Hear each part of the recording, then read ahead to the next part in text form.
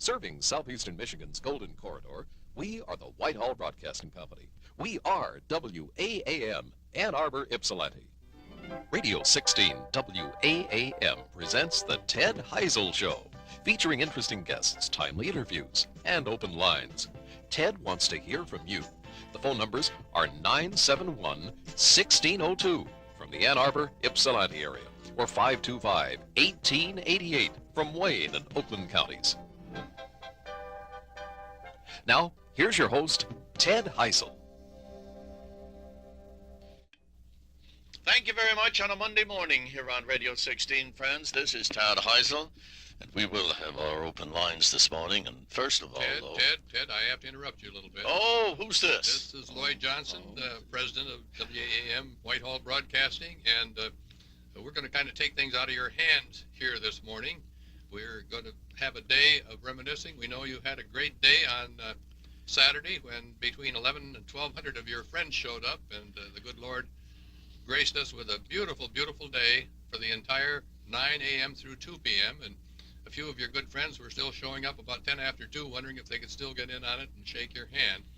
But we're so grateful for all of those wonderful, wonderful, loyal listeners who came to honor you for your 40th anniversary of broadcasting and interviewing in the Ann Arbor area on Ann Arbor Radio. So we've got a few little surprises. We want to do a little reminiscing, Ted, this morning about those 40 years in radio in Ann Arbor, and we've got some of your old friends lined up that are going to be calling on you today. Some of them by telephone, some of them in person. Where are they? We'll have them come in here. We wanted to be a surprise, so we didn't have them in here standing around, because knowing it is a surprise. Knowing how gregarious that you are, we knew that we'd probably never get you in the studio, even if you got to talking radio with some of these old friends. Okay, Ted, here is a voice from the past that you may recognize. Good afternoon. Welcome to the University of Michigan Football Stadium for the surprise party for Ted Heusel. That's Steve Filipiak. That's the way he used to do it. Welcome to the University of Michigan Football Stadium. Steve Filipiak, that's the voice that came in there. And is Steve around? Well, I think he is, yes. Hey, come on in here, Steve. Steve Filipiak. Happy 40th. Hey, sit down there.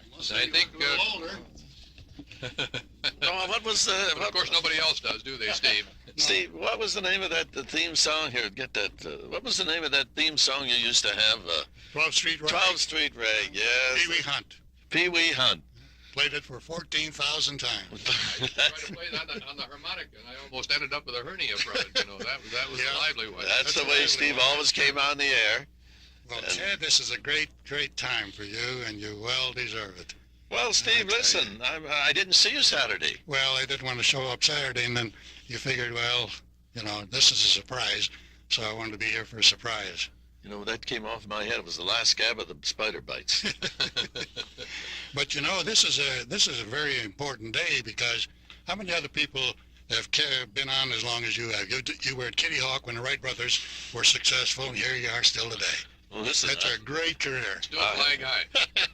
I used to send signals back and forth to Marconi.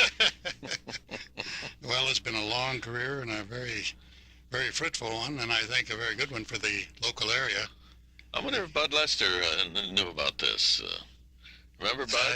Yes, sure, he was your personal friend. Bud was an innovator, and he was 20 years ahead of his time. That's right. And Meredith Bixby, who started WOIA. Yeah. That's where you worked with Ted, was WOIA, Yes, wasn't yeah. it, Steve? You know, the one nice thing about Bud Lester is that we were spinning records one day, as everybody did, and we stopped and we said, hey, why don't we just have people call in? And Bud Lester went along with that. Yeah. Well, he started with you, the broadcast of the council meetings from City Hall. Right. And Lucy and I did a show from an airplane over Ann Arbor. Lucy. Remember? Yes. And well, listen, the funny incident about that is Lucy and Steve were in the airplane broadcasting down. It was a big flight day at Ann Arbor Took Airport. off from Ann Arbor Airport. Yes. And then they hooked up the parachutist, and he was going to describe as he was coming down. And the funny thing was, he didn't care about jumping. That didn't frighten him. But he couldn't talk on the air. That scared him. That's right. Froze up in the microphone. Yeah. That's But, right. Where was your WOIA studios located? On Brasso Road, on the Saline Ann Arbor Road, after you get past the Lake That's Road. the same location where our neighbor WIQB is. Yes, exactly. The NRS Exactly. is located there. Yeah. Yes. Very precious ground, if Bud only knew, of Traverse Point right now.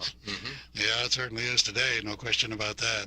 But you have seen a lot of things come and go. And Steve used to be manager out here I see. the WHRB. Now, that was starting back about 40 years ago that you're talking Oh, yeah, about. that was all this 1940, reminiscing. 1947. You know, that's when it And started. this was a dirt road, just a two-way dirt road. And we used to do programs out of the outside with Ollie, McLaughlin, Scooby-Doo, and Ollie Ed- had 25,000 personal membership. card-carrying members. I know he of the would be Scooby-Doo Club. extremely pleased to have had the opportunity of being here today. Now, Yeah. shortly after I bought the station 7 years ago, WAAM, he called me, and I had a wonderful conversation with him, and he filled me in on a lot of that early history. Oh, And he used to was go out on the front special. lawn. Yeah, he was, and Saturday nights when Ollie would have a show out on the front lawn, he was the biggest babysitter in the Washtenaw County, because the parents knew that they were in good hands. And we'd have a couple of sheriff deputies out here directing traffic, and then Ted Johnson with his pajama party would start after that. Right, Yeah. right. Ollie and his Scooby-Doo. In fact, there's a little race relations that went on there because people didn't give blacks jobs in those That's days right. in radio stations, and Ollie really was the first. Well, a wonderful leadership person like him in the community was certainly good. Very, for very that. much so, Lloyd. Very much so. He was one of a kind. He just outstanding personality. And I know when the services were held at the St. Andrews, I ushered at his. Ernie Harwell came Yes. out and he presided. presented a eulogy for the memory of Ollie. Yeah, those were outstanding days back then. When I have never seen at one time, locally or anywhere else, that many people, air personalities at one time. And today, for instance, we used to give jobs to University of Michigan students. You know John Rich. Remember John Rich? He's one of the outstanding producers in television. Yes. Has been for years. Mort Zarkov, he was head of Columbia Pictures when he worked here with Don Herman. And he never got the baseball scores or names right. Right. It never was did. the Detroit Cardinals and the St. Louis Blues, and it was. But there were many, many names that, of course, I'm getting so now I can't remember too much, but in the way of names.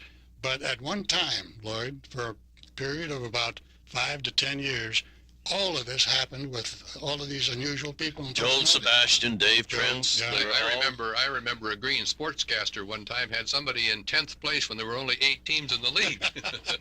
We did a show, John Carroll. You remember John Yes, Carroll? yes. We did a program of covering the Ypsilanti Ann Arbor High football game from Ypsilanti by the river.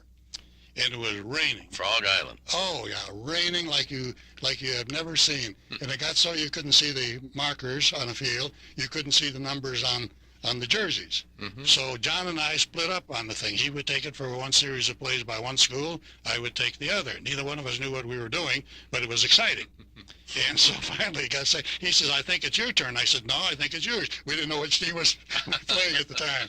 Steve, in an experiment with the Ann Arbor News, tried out an election return right from the newspaper, which in those days the newspaper and the radio did not get Not along. to see eye to eye.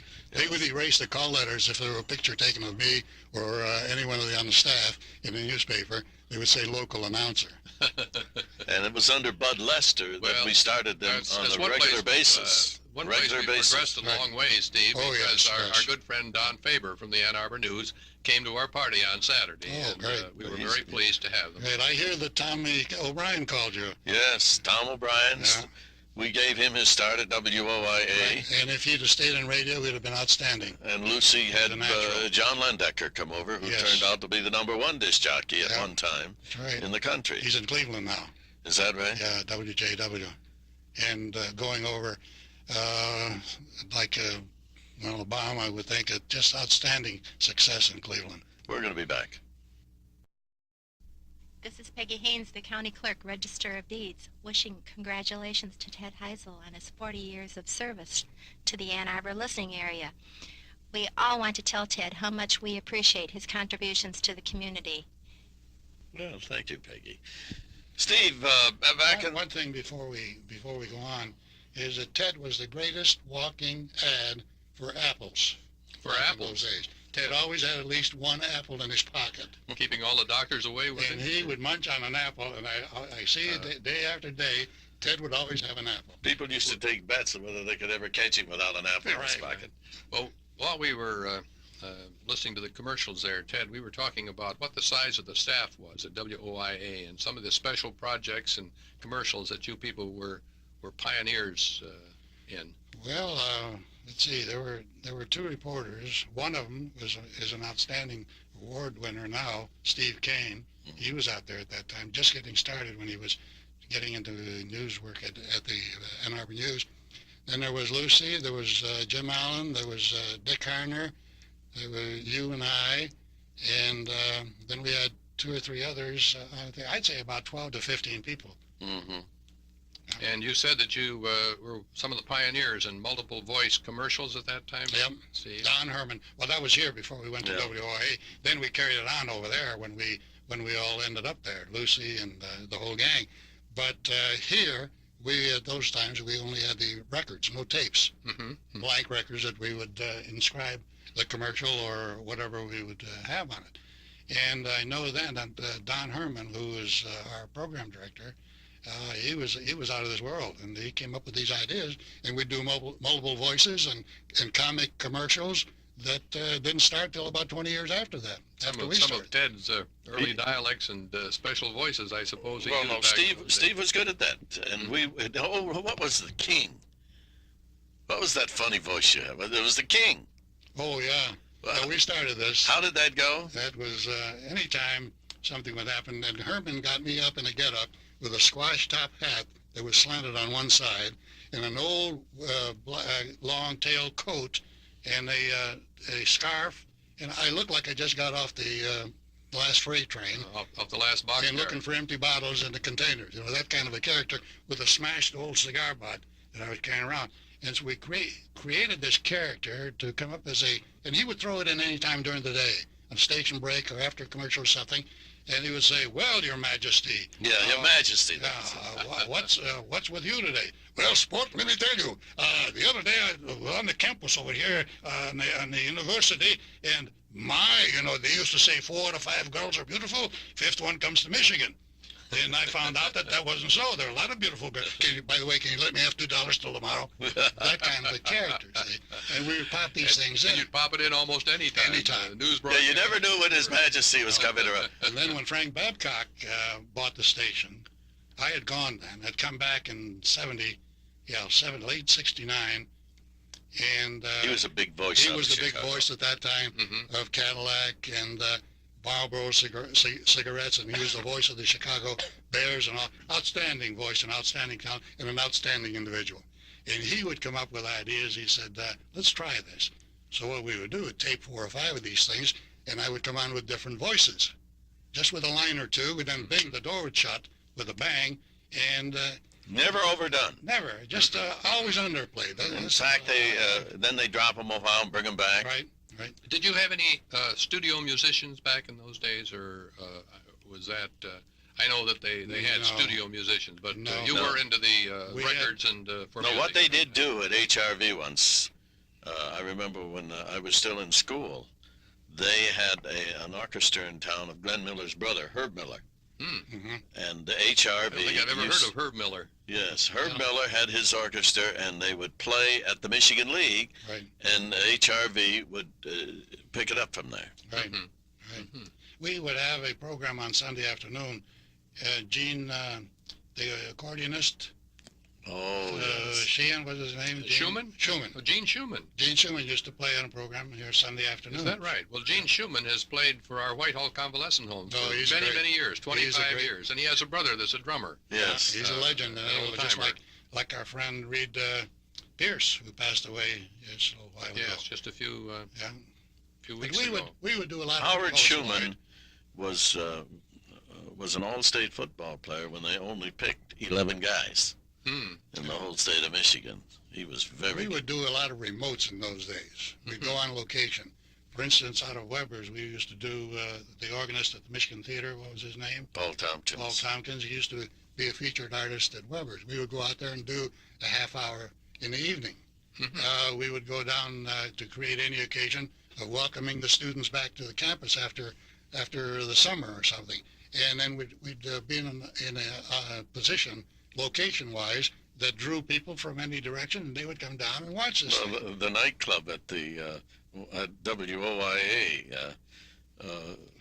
Remember that from what was the restaurant in downtown Ann Arbor where the great seafood is now? Right. Oh, that was, oh my gosh, yes.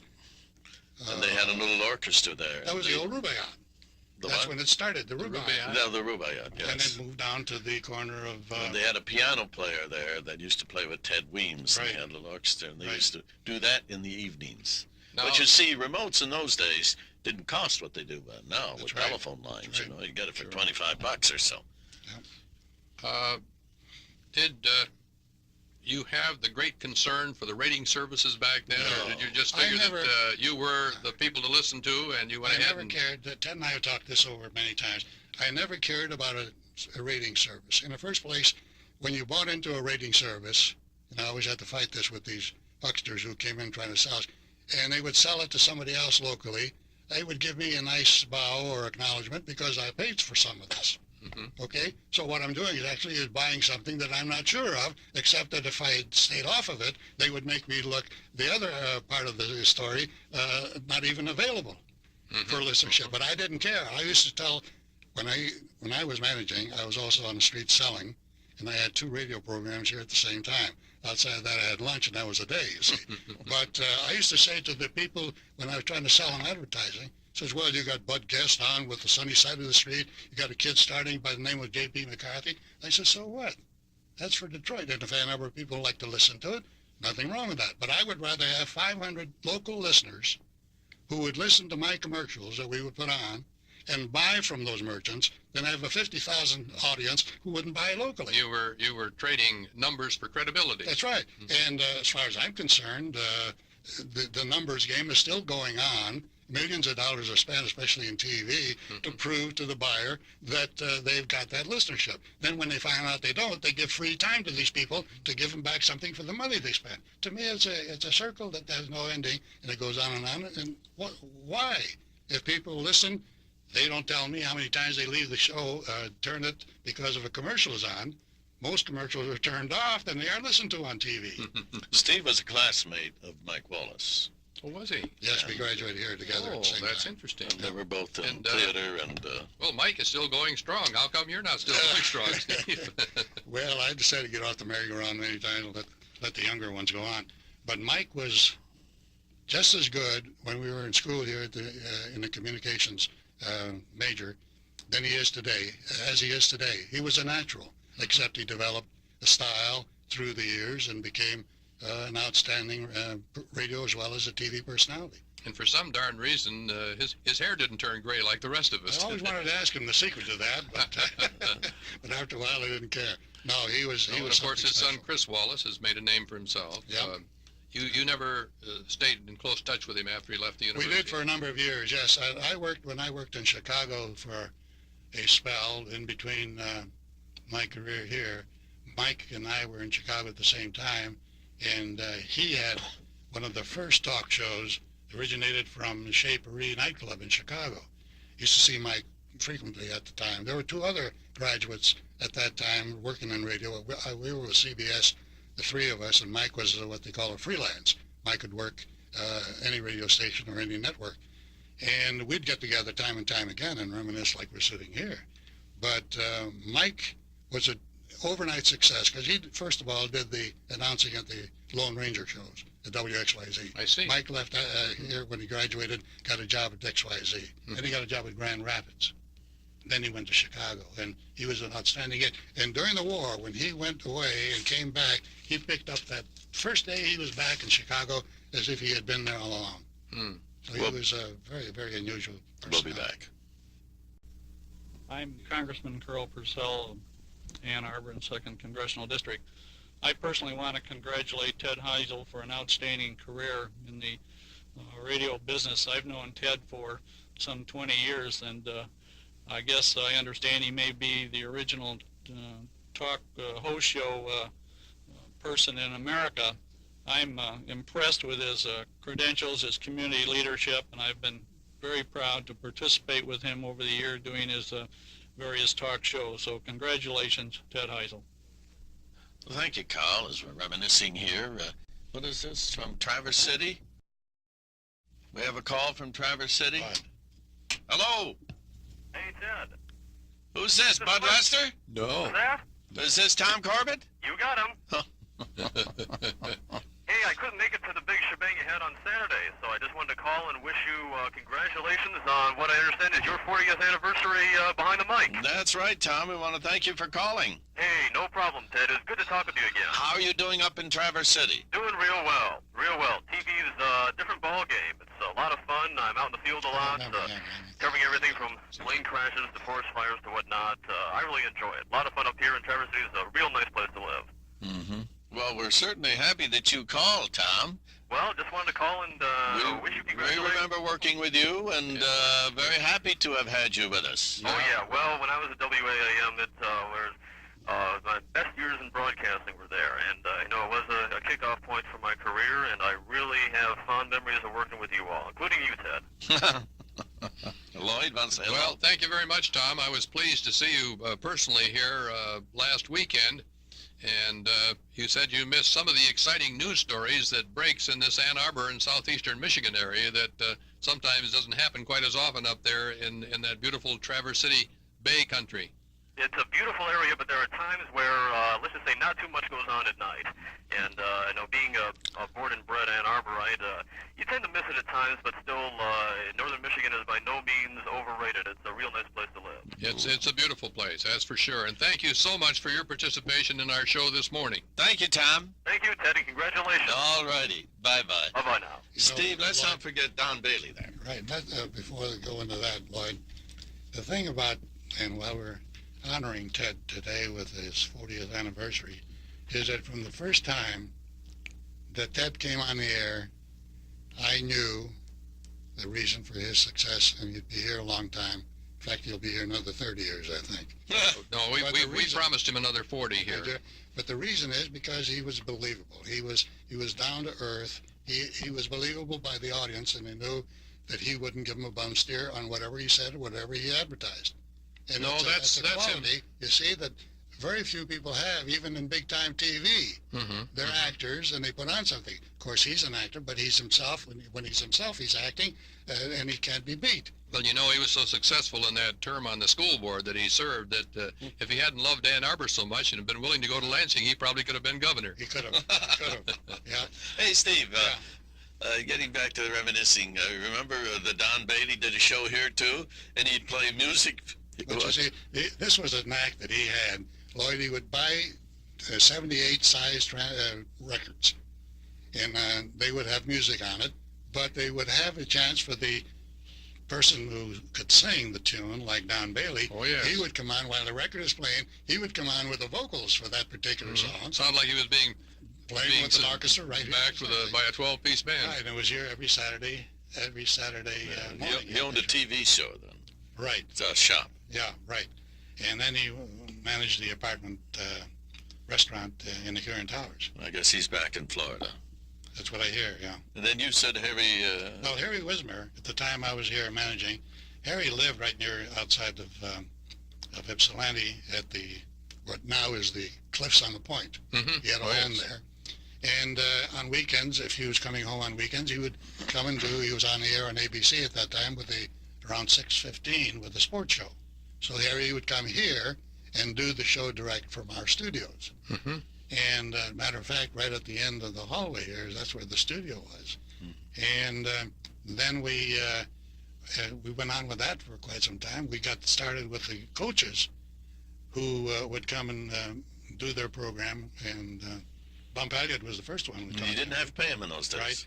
And Bill Fleming was doing some work here too at that time, before he flowered. Didn't Harry Wismer's brother, wasn't John Wismer a brother of Harry Wismer that had the station in Don Port Wismer, Huron? Port Huron, that's exactly right, yeah. And Harry was at Michigan State, and he would commute on Saturdays.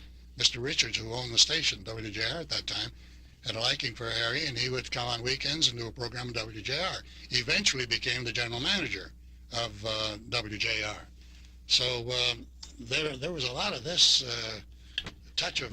You know, we have another pioneer in the radio business in this community, and he's part of our sales staff now at WAAM. That's Tom Johnston.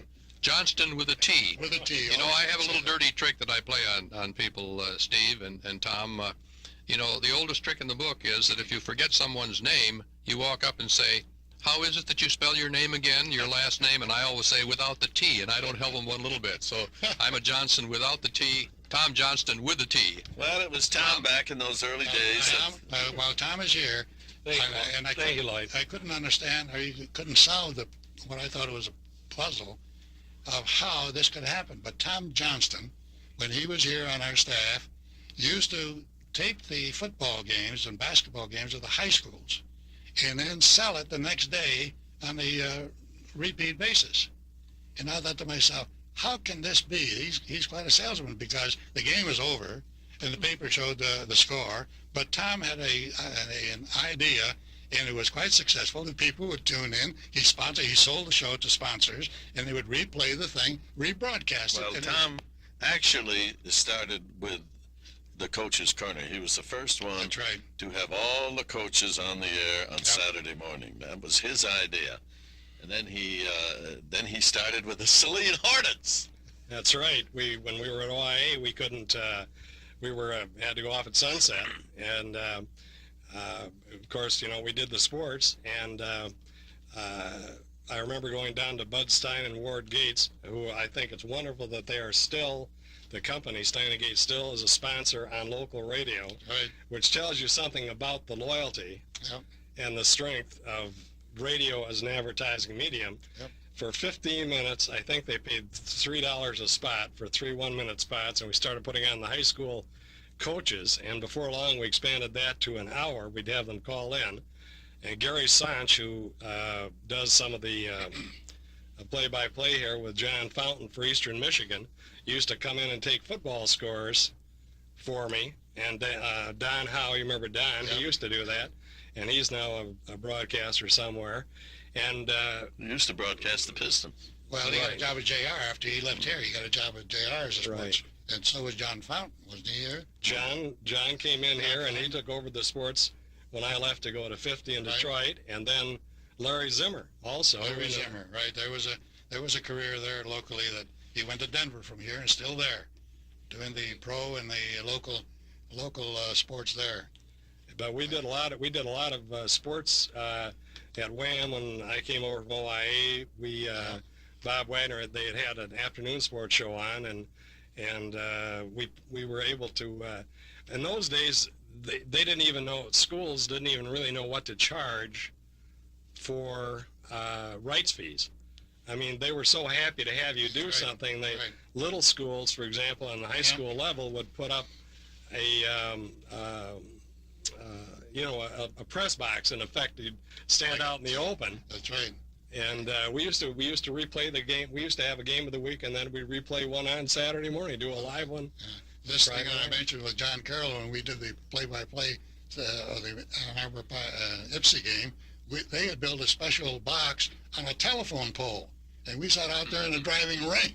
I remember that. Doing this broadcast.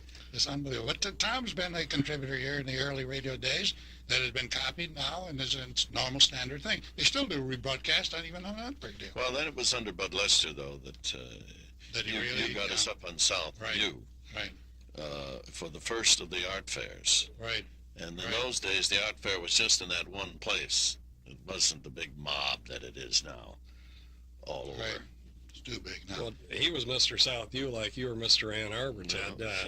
He used to know State Street. everybody. State Street. I mean, that was Steve's bailiwick. The kick out of the whole thing, Tom, and you've experienced this too, as Ted has, is that it was not only saleable, but it was interesting. This is what we always try to do And I think we carried it off very, very well through the years. And otherwise, it would have never gone on. It may be a one-time shot, and that would be it. Come up with another idea. But we carried this thing on for years. You did. Ted's still doing it. So. But then what really happened is that PAG was the first to come on in 45. Right. And under Art and Paul Green. Paul Paul Green. Green. Yeah. And then HRV in 47. Later, right, in 47. And then WOA WOA in 57. 57. 57. I was So trying to that's- think of the year. Ted, I wanted to ask you, with all of your experience in the Civic Theater and all, did you people here ever produce any original radio dramas or anything here? We used to at WUOM. At WUOM you did? There were Yes. scripts, Mhm. yes. And do you utilize the students that were Right. dramatic Right. dramatic art students?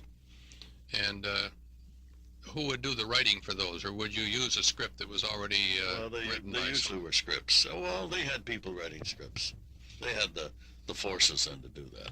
I know this instructor down at WWJ, we had several young ladies that modesty was at a little higher level in those days, and he'd get some of these risque scripts and for practice would have us reading those parts, and of course he would sit there and roar with laughter as everybody would blush all over the place. He had 19 and 20-year-olds, and many of whom had never met each other before and who were sort of playing lovers and romantic interests and that type of thing. And, Civic Theater used to rehearse in the storage room of WPAG. Well, talking about on-the-air plays and dramas and all that, we started back in those days where, say, for instance, Cary Grant would be opening up at the Michigan Theater. They would make a call, or we would place the call because he was all set for it, and I would interview him in the afternoon, usually around 1 o'clock or 1:15, and maybe a 2-3 minute interview on the air. They would send a script Yeah. to us, and we would do this with many, many stars who were being featured at the time. Ted, we've got another guest here. We'd like to have you listen to this voice for a moment and see if you can identify this voice out of your past. Joe Stefik. Thanks for many, many years of working together with you at another radio station. I'm proud of your achievement of 40 years in broadcasting. Proud you taught me the magic and imagination of radio. As you once told me, television has imagination, but only expands it up to 21 inches, whereas radio goes on forever. You also taught me how I could come in on Saturday mornings, for example, and not have to shave because it was radio. You also taught me how to eat an apple on the air while talking with people on community comment. Best of luck to you. Congratulations. You're part of radio history, and I thank you for it. Well, that's the nice and lovely voice of Joe Stefik, who used to sit in. He was the only one that would sit in for us when we went on vacation. So, Joe, welcome. Thank you very much. Joe, Hi. come in here. My gosh, long time. It has been. Good to see you. This is like coming home, Ted. Well, thank you, Joe. It's nice to see you again. Hey, we're going to, let me see here. Yes, Hello there. yes, How are you, Ted? I'm fine. Oh, good. Congratulations. We enjoyed your party on Saturday. This is Katie Rankin. Well, Katie, thank you for coming. Well, we were glad we could, and I wanted to also invite your listeners to come on Friday to the Women's City Club to enjoy the tables and tea that's going to be there. Are you familiar with that? The tables and tea. Tables and tea. This is the second year that they have done this at the City Club, and we want to be sure that people know that the City Club does provide a meeting place for many charitable events and volunteer groups, and this is to support the facility of the City Club, and it's really an interesting kind of display. There'll be 35 different table settings. Mm-hmm. And there will be, it's a $5 admission, and tea and refreshments are served, and then also luncheon will be available for $6.50 What are the hours? from 11 to 4. 11 to 4. And that's Friday, June 8th. I'll send Steve over there. 11 to 4. Yeah, Well, that's Friday, June 8th. that's right. Is that this Friday? That's this coming Friday. Okay, Katie, 11 to 4. Uh-huh. All right, dear. Hey, thanks for calling. You're very welcome. Say hello to Dwayne. I will. All right. Bye-bye. Bye-bye. As we, there was something I wanted to remind you of that back in those early days when we were all trying to put on something different at the time. That Bud Lester and I completely forgot it. So fill me in here, Steve.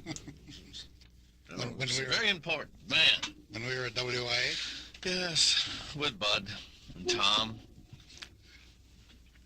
And we all know what the pluses and the failures of the stations. And Tom was out of WIA one day and started here the next. Those things happen, though, and you know, it's small town, and really in broadcast, all of us have worked at all three of the stations in Ann Arbor, and I think all experiences have been good experiences. And I'd like just for a moment to say one thing. When I was a young guy starting out in the broadcast business, I always remember that both you, Ted, and particularly Steve in sales and everything, always encouraged me, and I appreciate that. I mean, not that you guys are that much older than I am, quite a bit, but I always appreciated the fact that you have always encouraged young people in the business, and it's a tough business to be in, but that's something I'd like to say to you. Well, we were talking about those early on. Well, actually, it was to use the overly used expression, Tom, it was more of a family. This is a team. The reason the Pistons were great is because they played as a team. They were all great.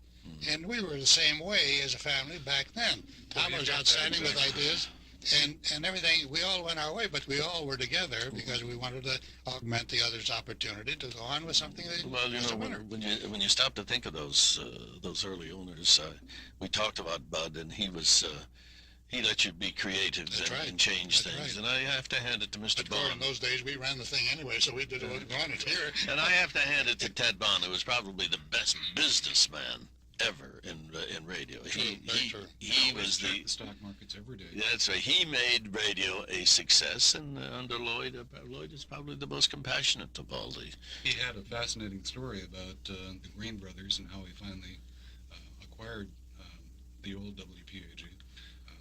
He was working out of Pontiac at the time as a salesman. And is that right? Right, he was selling airtime for WPOM. Exactly. Right? Exactly. That's when I first got to know him. And I have an ancillary story that goes back to my days with Armed Forces Television Radio.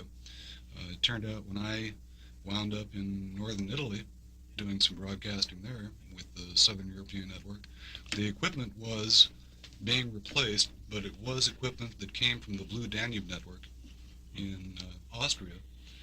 And when Austria went neutral in the mid-50s, they shipped that down. It turned out that equipment was requisitioned from WPAG in 1945.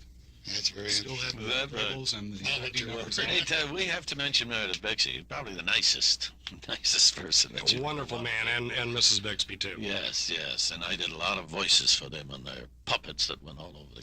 Thank you once again, friends, as we have been joined by more friends here as we discuss old-time radio here in Ann Arbor. Jim Bond is with us, the general manager of WPZA and the part owner and former manager of WPAG. His father owned in downtown Ann Arbor. We were talking about your dad earlier, Jim, that,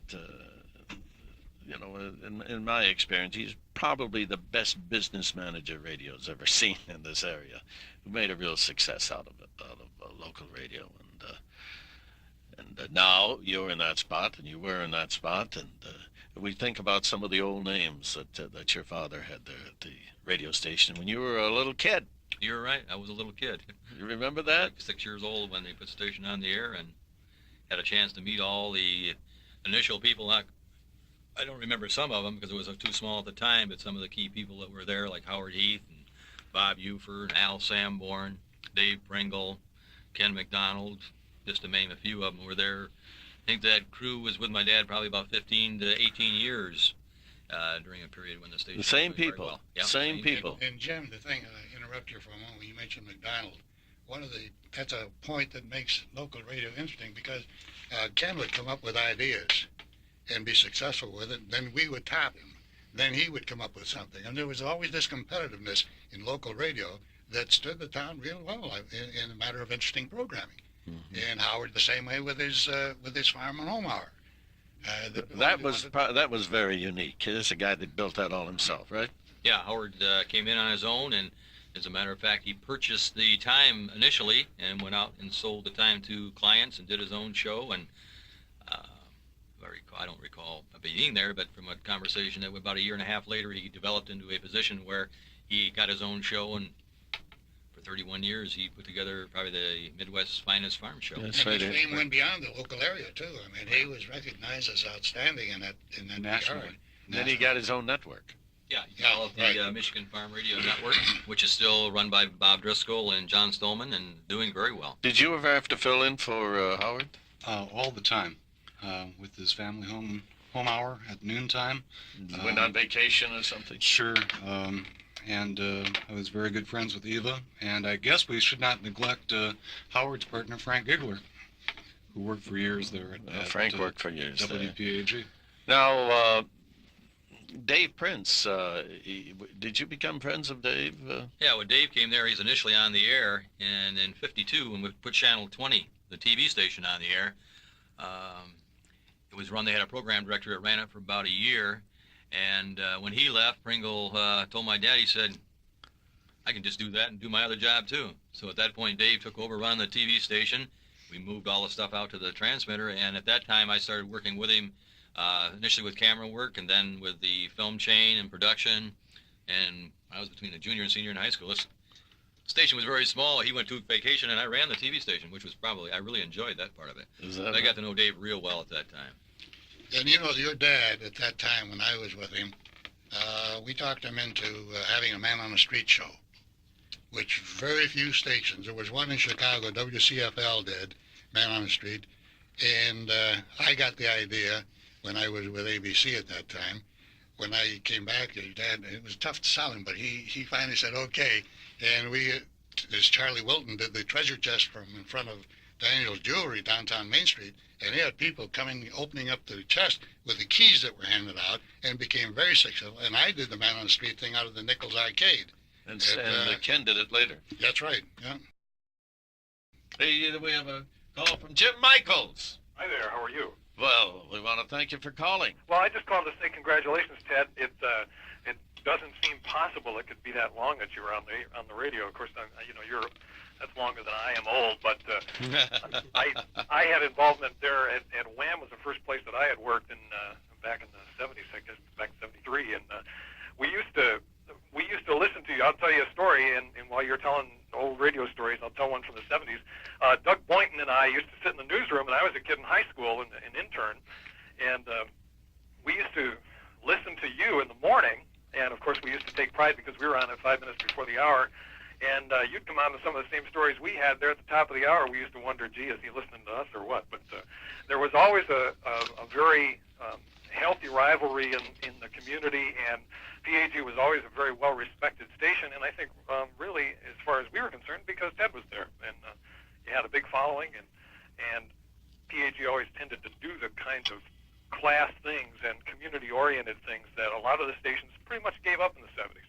That's right. That's right. It was really, it was very exciting, actually, to be, learning the business in a small market that had really the potential and the talent coming through it that was ending up in the Detroit markets, and of course that's where I went later on. But we had Alan Allman, I remember there, working. Well, you know, he could stay awake. Arthur Penhallow used to work at the over in Saline.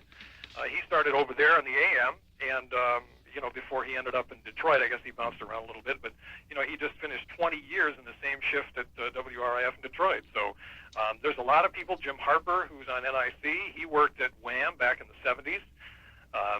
People may not know that, but as a matter of fact, he was my boss when I worked in Detroit. But and as a matter of fact, we dug up an old tape of him, and he just about had a cow. But there's a lot of people that have come through the station there, and Ted, it's just amazing to me that you've stayed pretty much in the same place there for so many years. So, in a very volatile business, and my congratulations to you. Hey, we want to thank you. Hey, thanks, Ted. For talking with us, Jim. Jim Michaels. Thanks. Thank you, Jim. Jim Bond, I think we kind of reached a real peak during those years of the rioting in Ann Arbor. I don't think anybody came close to us with being on campus every single night and bringing the terror and the actual scene right to the radio. Yeah, matter of fact, with your community comment show at that time, I think that our friends with the local newspaper got a little bit jealous because the big things were happening were broke on your morning show. And I remember the one morning that you were trying to do your show, and they were riding across the street at the draft board, and our windows in the Heusel building were lined with CIA agents, and so the people on the street looked up and saw them, and it got a little bit emotionally overwrought on the stairway, and things like when Charles Thomas was being interviewed, the time that he was going to the churches and stopping services and demanding money, he was on, and some of the people who were on the other side, we were all in that one little studio, and but those times were great times for community comment radio. Yeah, demanded. Ted, you recall, because this was at nighttime, you recall when they all gathered in front of the president's home on... I was there. And they said we were doing the remote with Don Herman and all. Right. And when Sheriff Harvey brought the dogs out and all those things, there was a crispness and a volatile atmosphere there at that time that could have gone really into something uncontrollable. Yeah, we were there, and I can recall one time and I think PAG was there too, when they were going to announce the success of the Salk vaccine, and the local doctor was part of the deal. Anyway, they held Thomas Francis, right? And they held a press conference. NBC was going to break it out of the Rackham Auditorium.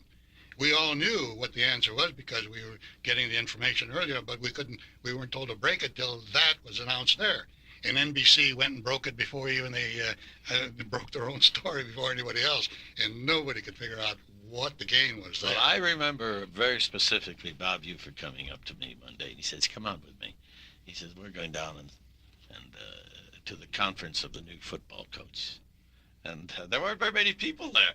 But I noticed when this guy retired, there were tons there. But when Bob took me in there were plenty of seats, and none of the reporters could pronounce his name. I remember Van Pachter killed it that evening on television. He could not pronounce Schembechler. And I remember that was Bob's, because he had an in, and he knew who it was going to be from the beginning. And then when Bob Buford, I don't know how many people know that, but he stormed into the suite of Jerry Ford, and the FBI guys were on him because they didn't know who he was till Jerry Ford came out. And Bob Buford was a very important man. You know, he was very important in selecting the athletic director, and he was big. Well, I'll tell you one thing that nobody, I don't think, duplicated his hold as far as having a success on the air. I don't know of anybody. That's right. When he was asked to be the originator at WJR for the broadcast, it was only with the proviso that WPAG, his home station, was the one that originated, and JR didn't have the exclusivity that they have now of being the, what do they call it, the big deal now, that when you have it, you're the only original. That's right. This was Bob's, and he couldn't have done it had he not had that powerful hold as far as an audience is concerned. Well, Steve, Bob was a big enough and important enough person that he could get away with things you and I would never dream of. For example, he would always have his pregame interviews from the stadium with the two coaches. And what he'd do is say, we're going to take a commercial break, and I'll meet you down in so-and-so's locker room. And sure enough, 60 seconds later, he'd have a tape recording going of an interview that he'd done a day or two before. And we didn't... Then he'd take another break, and he'd say, we're going to go across the way and go into Bo's locker room, and sure enough, there came up that interview, and of course that was on tape. Ufer never left the press box. 60 seconds after the interview with Bo, he was all the way across the stadium and back up, third floor on the press box, and there he was ready to go again, and he never gave it away. Jim, I don't think we had to pay coaches in those days. No, it's the big deal. They even printed in the newspaper what they're making, right? Yeah, right. He had all those talks with those coaches. Tom would get into the inner offices of all the coaches down there at the athletic building, and they were happy to be on. They were happy. They were right. Nobody had their hand out, and I guess I started selling the Bump Elliott Show at outstate stations when we were originating it here. But let me say something about Bob Buford. He was another guy who always helped everybody that he could that was in the business, and he had great enthusiasm. And in regard to what Steve said, Bob was extremely loyal to Mr. Baughan and to Jim and to WPAG his entire life. as he was loyal to Michigan, because in 1945, when they went on the air, Bob was, of course, as he always did, was selling insurance, and he went on, and Mr. Bond put on Michigan football. I'm sure they had a heck of a time getting sponsors because of the Detroit stations at that time. And I think that it was great that he had that loyalty all these years. Well, that's been the big part of your PAG, was it not? Oh, yeah, definitely. The loyalty of the people who were there. And then we still have people in this era, like Tom White and Dean Erskine, that have been with me, basically. Tom's been in the radio station longer than I have, and Dean's been with us 15 years. And that's what it takes in the community to build that community Well, feeling again, the reliance, because it's believable. It was honest. There was nothing shady about the thing. It was an effort that was there and made itself felt in the area.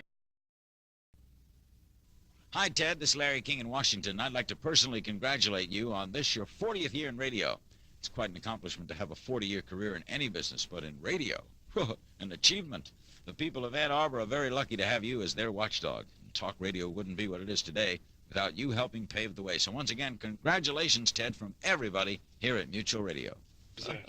Like he was my buddy. Larry King, Steve Filipiak, Tom Johnson, Joe Stefik, and Jim Bond with us as we're talking about old-time radio here in Ann Arbor. Yes, yes. Ted? Yes. Just want to add my tribute to you for your wonderful help for 40 years. One thing I would like is your recipe for your charm and memory. Bee pollen. This is you, guest. You know that. Best wishes and to your family. All right, thank you. Thank you, Hugh. We're here at 11:30. Jim, we were talking about some of these old instances back in those days when things were different. Let's face it, radio was different. That's definitely was. AM radio was still on top. FM radio yes. And you had to change with the times. Right, exactly. And you were fortunate to have an AM and an FM, and you do not simulcast. No, we don't simulcast at all. We haven't for a long time. And as of last April, we have two separate formats. Although with the AM, we stuck very much to the older format with news, sports, talk shows, and play-by-play sports, and it's working out pretty well. And you have two separate staffs. Yeah, and that's different. So it's a very expensive proposition. Well, and to your credit, it's not repeated as you have just announced your technique and your format, because I can remember the days when they wanted FM because they wanted to get away from the terrible music that was being played on AM. So they allowed all these FM stations to be licensed. And then they became so raunchy with their music that you couldn't want to play anywhere. So they outdid themselves. And they said, in other words, what they said is, why'd you give us a license? We don't know what we're doing. See? But you held on to it. You played good music on your FM station, and you had separate programming. That's right. Which is what the game was all about. Hey, I remember something now that nobody else remembers. When Bob Ufer had a sports show that was so hot, and this was back in the late 40s, but that sports show was so hot that I remember people used to lay in the... in fact, I knew of one team that laid in the bushes. They were going to get him. Do you remember that hot sports show? And he would say anything on it. He would call them terrible names. No, I don't remember the sports show, but we found, we were cleaning the Heusel building here over the last 6 months. We found some great big electrical transcriptions of his sports show, and we haven't had a chance to dub them off as yet onto cassette. Oh, you still have turntables that'll play it? No, we had to find somebody with a studio with turntables because, you know, it went from the inside out. Yes. You remember that, sure. Even I remember that. Yeah. Well, here I remember they could record it one time. Yes. Before years and years ago, they had some kind of a recording. We were talking about Oliver Red Ellis. Red Ellis. Scooby-Doo Club used to do that every Friday night. You'd come into the studio and he'd make a recording for you. And we can't forget Jim Allen, who actually put a couple of stations on the air. Engineer. Exceptional man. He was a gentleman, and he knew his business. He was ahead of the game in engineering. Well, I think this all points out something we've talked about how the Detroit market has always seemed to overshadow the Ann Arbor market. But perhaps if you look at it in a different way, that allowed Ann Arbor Radio, WAAM, the old WHRV, OIA, WPAG, and so on, to really develop something unique. and I think Ann Arbor's radio history is just fantastic. What about, did your father ever talk radio in the early days to you? Well, I was brought up in the home when the stations were put on the air. Did he bring it at home? Oh, Did somewhat, they talk yeah. about it? Mm-hmm. Did But you not know? extensively, no. Did you know you were going to go into it?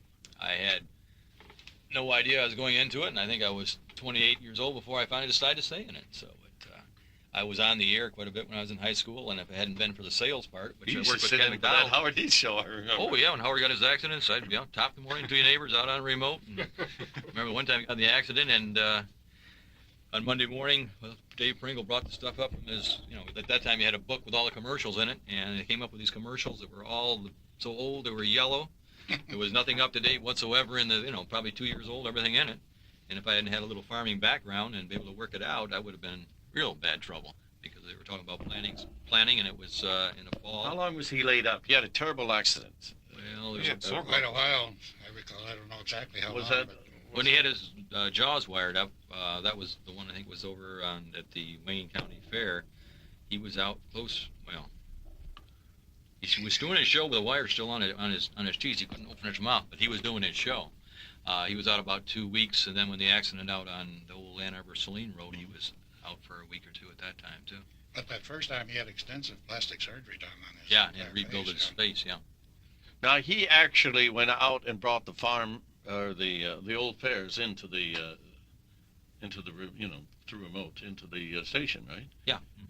He started all those. Yeah, I did the remote, and we were the first ones to have a remote trailer and buy right trailer sales in Ypsilanti, which is a long time gone, with our original trailer, which we had for years, and we did just about every fair. We go out and do the remotes. Now those have all changed because it used to be a county fair. We'd have the people in the community on the air. It was all active. Now they're car races, and they're they don't have completely changed over. We don't do the remotes. How many farms are there really now in Washtenaw County? Small number, I'm sure, compared to the days of Howard. Yeah, compared to then, I'm not sure, but I read the article on Bill Ames, and they said this weekend, but now I can't remember how much it has That's shrunk right. at that There time. was an article in the Ann Arbor News on Bill Ames. But talking about those early days, Tom Johnson reminded me that we didn't really mention strongly enough Lucy Gregory's contribution to women's programming. That's right. And she had no background experience at all when I brought her out here for an audition. And she took to it like a duck did to water. And she built an audience of women listeners because she went out and got many people to interview on the air. She had a natural ability. She'd ask a question and let the interviewee answer it. Mm-hmm. She would never answer for the interviewee, as a lot of interviewers do today. That's right. And but she was a natural, and she brought that phase of radio into. Well, she stayed until she retired. She was the first woman locally, I believe. Right. And Judy Dow. followed her. She followed Bonnie her. Sincule was, or Bonnie was here for quite a while. Yeah. But But Lucy, it was Lucy Dobson when she came to work for us, and she did a fine job. That was the time, and Ted was with us at that time. Remember we ran remember the cooking show we ran out Right. to the Fox Village Theater? Oh! Between you and Lucy's audience, and we had 950 people there to That's watch right. a cooking demonstration. It I was mean, think packed. the power of AM radio at that time. And Lucy would never ask a yes or no question. Right. No. She'd Right. always get an extended response to anything she asked. She was at PAG when she retired. She retired from PAG, right? And it was sad that day. Yeah, we had a little get-together down at the Heidelberg. It was kind of a sad time. Because, as Steve says, Lucy was, she brought something new into the Local market. radio, right? Well, I remember during the time she was there, I put her desk in the sales department because she was so upbeat and cheerful all the time. Got everybody up and going. So Well, you remember the day? It was a holiday, though. And she didn't think anybody would be listening on the holiday. You want to say that? You I remember can't remember what she offered to give away. Was it her cookbook? Cookbooks, yeah. and she Cookbooks that were being sold. and she offered to give them away, and the phone started ringing, and really, It cost her a few bucks to get those cookbooks out to people. You see, you never know who's listening. You never know who's listening in radio. Well, I was taught back in the old days, when you're on the air, you're talking to one person. And you're so interested in that one person to get your point across to them that it spreads like a pebble thrown into a pool, and all the people that are listening are going to gain the same thing you're trying to get across to that one person. And she had that knack without, she didn't, when I brought her out here for an audition, Don Herman at that time was the program director. And he knew that she was going to be there for an interview. So she went in and read the copy that Don had for her. And he walked in after 5 minutes and says, well, that's fine. Thanks a lot. And with that, she was excused. And she went home in tears thinking that she had flopped. And by that time, I talked with Don Herman. And when I called her, she was just completely depressed. And I said, well, when do you want to start? And, when she gets excited, she just would stutter. And I told her then that she passed. He said, well, how come it took so short a time? I said, because he was convinced in 5 minutes that you were capable. And there was no point in carrying on the interview. And then she stepped right in, and from that first day, she was something. And then we used to do a remote at Arborland in the winter. Schoolhouse. And the schoolhouse there with no heat, and the turntable would be frozen. Yeah. In that old trailer? Yeah. Well, Ted, I can remember back when we started the coaches show at the Frontier Beef Buffet on Monday afternoons, sponsored by Coca-Cola. And we started out, Bump was the coach, and there might have been 10 people. And eventually it turned into what the Monday coaches meetings are now. Right. We used to have the football coach on, and then we got into the basketball coach, Dave Strack, and so on. And from a small thing, that grew into be the Monday coaches meetings. That's where it all and now started. Is held before a 500-600 audience at Weber's every Monday afternoon during the football or basketball. They won't let them broadcast it anymore, though. No, Used to, the purpose was broadcast at that time. And by the way, speaking of Howard Heath, I've got to make one comment I think we'll all agree on is once you heard Howard read a commercial, you'll never forget it. And he was the one who really, with his farm show, brought attention to the outlying communities. Well, I remember when Ted Bond took me off the air, I was running for school board, and 10 candidates appeared in his office to make me stay off the air during the campaign, although we weren't talking about it or anything like that. And he had even offered them equal time. And I remember that, yeah. But we had to get somebody in to read the news and so forth, but I was there, and that went on for about 4 weeks. And it really irritated people because we had won by a majority of more than 3,000 votes, more than anybody else. But I remember we went off. That's right. We went off the air that day. We'll be back. This is Mark Ouimet on behalf of Ann Arbor City Council. We want to congratulate you, Ted, on 40 years of broadcast service to our community. Clearly, over the 40 years, you've been a guiding light for all of us, been able to listen to you, talk with you, argue with you, and agree with you. But that's one of the great things about you and the way your show is structured. That's why, Ted Heusel, you've been so important to this community. Thank you. Thank you very much, Mark, a council person who was with us here on Saturday. As we're talking with Steve Filipiak and Tom Johnson and Joe Stefik and Jim Bond as we reminisce through the years of what radio has come through. You know, Ted, in the last 6 months, we've been, speaking of history, we have been cleaning up and hauling away all the old memorabilia and junk from the Heusel building. And of course, Heusel building in 1945 was the first radio station in Ann Arbor. At that time, there was only 4 or 5 stations in Detroit.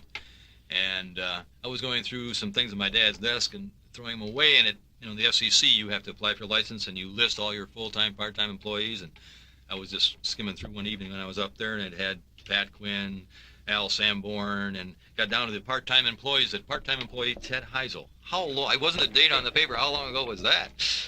Oh boy, that's got to go back. That was a long time. Hey, we have a call coming in from Harbor Springs. Bud Lester. Hey, Teddy. Hey, we thought it was you. Hey, Bud. I don't believe it. We have Jim Bond and Joe Stefik and Tom Johnson and Steve Filipiak here. My gosh, is Tom smoking a cigar? No, we made him go out of the room with us. We won't let him in the room. Okay. How are you? I'm fine. Hey, we've been talking about you all morning. You haven't? Yes, we have. Oh, my goodness. I've spent some time in Ann Arbor this past winter. Well, we talked about those days when we first started gave up the records and started the talk show, and you said go ahead. And yep. And we talked about the days when we got you to start the city council meetings for the first time on the air. I remember. And Steve? And the Bud, how are you? Hey, Stephen, how are you doing? Oh, fine, fine. Boy. Good to hear your voice. Nice to hear yours. I wish we could hear it at the stadium. Anyway, I brought up the point where I've lost all track of Slippery Rock. you made it possible for Lucy and me to do our program from the sky. Oh, yeah. With Twining Aviation. We did some great stuff, didn't we? All because you were ahead of the game, 20 years ahead of your time. Well, thank you. I wish we had been more successful. Well, I wish too. We talk about that often. Innovators don't always make a lot of money, but they have a lot of fun. Remember when you put the phones in the car for the news people? Yes, sir. To be ahead of you were ahead of Detroit, ahead of everyone else. And Bud, it's been bothering me. Ted and I have talked about this. What was the last name of the fellow that came out? Dan. What was that? Dan Kirby. Dan Kirby from Dan WJR. Kirby, we stole him from WJR. Yeah. And you were the only guy, I don't know if anybody else in the country would do it, but Jim Allen would drive the remote wagon around town, and we would go on all the streets of Ann Arbor and do a program. That's right. It's never been done before. Well, if it hadn't been for Jim, never could have done that. Oh, he was a magician, that's right. Jim made a lot of things possible. Yeah. Well, listen, buddy, do you miss those days? Well, I have mixed feelings, Ted. I do and I don't. I miss the good times we had, but I don't miss the FCC and the harassment that they used to pull. But I really have fond memories of all of you people. Well, we do too. We have you too, Bud. And I'm sure glad you included me on this grand day. Oh, well, we talked about you during that first hour extensively about stuff that happened. And I've been trying to get. Maybe you could send me a tape. Well, maybe we could. Could you? Yes. I'd sure appreciate it. Yes, we will. All right. And how's everything going with you, Bud? Much better. I was just in Ann Arbor last Thursday night and Friday for a checkup. Well, listen, we had the big anniversary out here on Saturday. Well, we came home Friday afternoon. Oh, I see. The doctor said I was fine and see him in 4 months. That's good news. That's fine. Well, that's good. So what I did during the winter paid off, I guess. That's great. How's Debbie? She's great. She's managing. Give her her best. Right of me. Well, she sends you all her love. Well, thank you. Bud, you innovated a lot of things, including Ted Heisel's talk show, which was then Community Calendar, Community Comment. That was what Community Comment. Community Comment, right. Did a lot of good stuff, some crazy stuff. We tried a lot of things, and that was the enjoyable part. So I can't believe it's 40 years. No, it doesn't seem possible, but more than ever, radio needs people You know like what? Bud Lester. You know what absolutely sent me off the wall? What? I read what they sold our old stations for. We wanted to keep that a secret. Yeah, we believe that. $1.5 million. We all thought of you, Bud. Hey, Bud, $1.5 million. That was a pass price. It went $4.5 million. Yeah, 4.5. Yeah. Well, that's only money, Bud. You know. I mean, I would have bought a chain after that. Each one of you would have been manager. Yeah, all the losses would have been paid back. Absolutely. You'd have come out smiling. Absolutely, yeah. That's crazy. Well, that's what's happened to radio here. Same thing with PAG. Yeah, I know. Vaughn had a gold mine there. And Yeah, Jimmy's sitting here smiling. He's smiling. I'll bet he is. Yeah, he's. Yeah.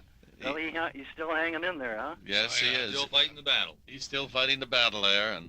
But he's got a grin like a Cheshire cat. But, Jim Allen still around or not? No. No, Jim passed away quite a while ago. We did. Nobody told me. I didn't know. Oh, no. Isn't that a shame? That's I very think sad. it's been at least 10 years, Bud. Not 10. Not 10? Well, 7, 8 years ago. No, well, you and I went over there Went to together. the funeral, right.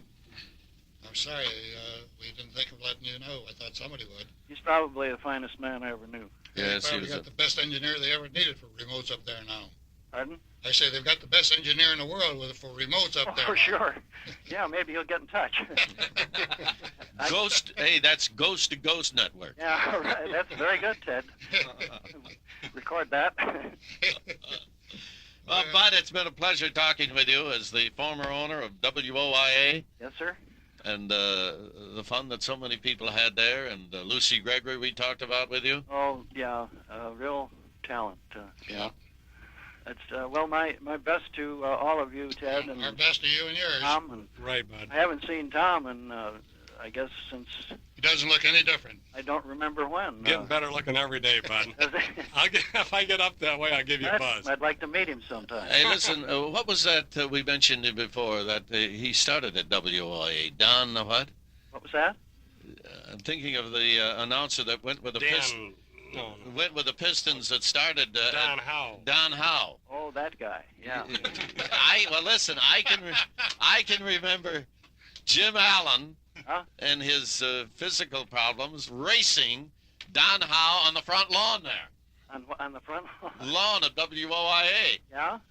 And I can remember leaving one day and the cows were out there and I ran back in. Yeah. Well, Don went from here to there and everywhere. Yes, he did. I wouldn't know where he would be now. I don't either. I've lost track. Well, he's at some school at of their radio station at Central Michigan or someplace like that. Okay. So listen, Bud, thank you. Thank you very much. But listen, I want you to stay on the line because the producer wants to get your address and so forth. All right. Will you do that? You guys have a good time, and I hope to see you soon. All right. Okay, Bud. Hang on the line. Eric, take it away. Well, we know through Bud that radio it's a tough role, right, Jim? Yes, it is.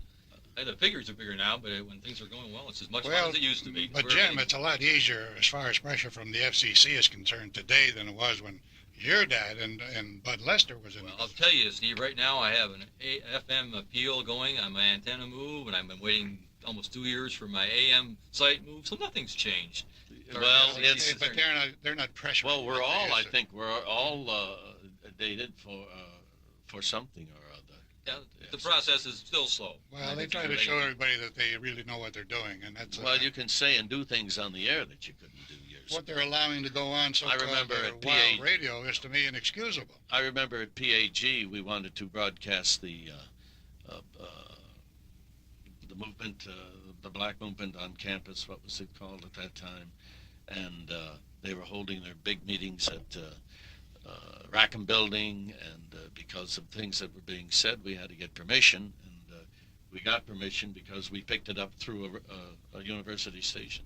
And I recall back in the Nixon years when WPAG was applying for longer hours, and the Mexican Senate got annoyed at the Nixon administration for whatever reasons and pigeonholed our Well, actually, no. It's a treaty with Mexico that governs the power increases and. But you fought that for years, didn't you? Oh yeah, it's strictly, I think, every 10, 15 years they renew the treaty and they make some adjustment changes. And at one point, I think the Mexican government felt they were taken advantage of, so the next time around they kind of put the squelch on everything.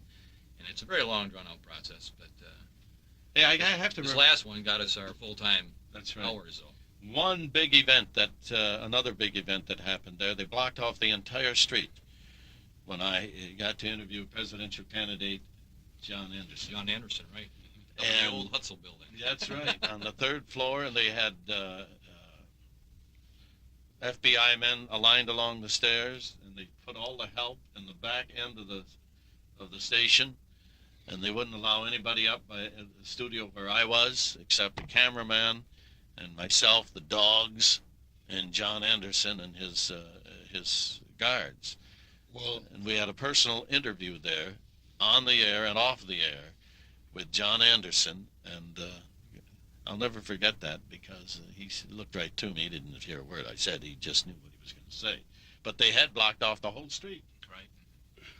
That was a big deal, and John Hathaway was responsible for that. I have to thank him. Well, you were with Jim Allen and Lucy and me in that wagon in front of the Michigan Union when the astronauts... No, I wasn't with you, but you were there. Okay, and they were supposed to have an uprising around there, keeping the astronauts from coming in through the entrance of the Union. Yes.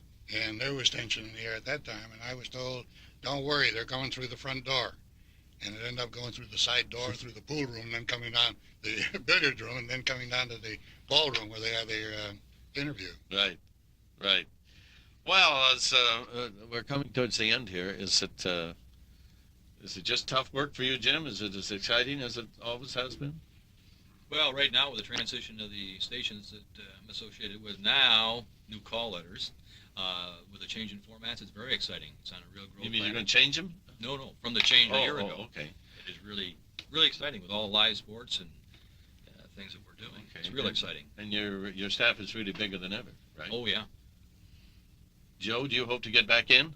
I sure do. I think, as you know, Ted, radio has always been my first love, and it's just wonderful today to be sitting in a studio that has memories for me with some real legends of Ann Arbor radio: Steve Filipiak, Tom Johnson, Jim Vaughn, yourself, Ted, and it just feels very, very good to be back in here. And congratulations on 40 wonderful years.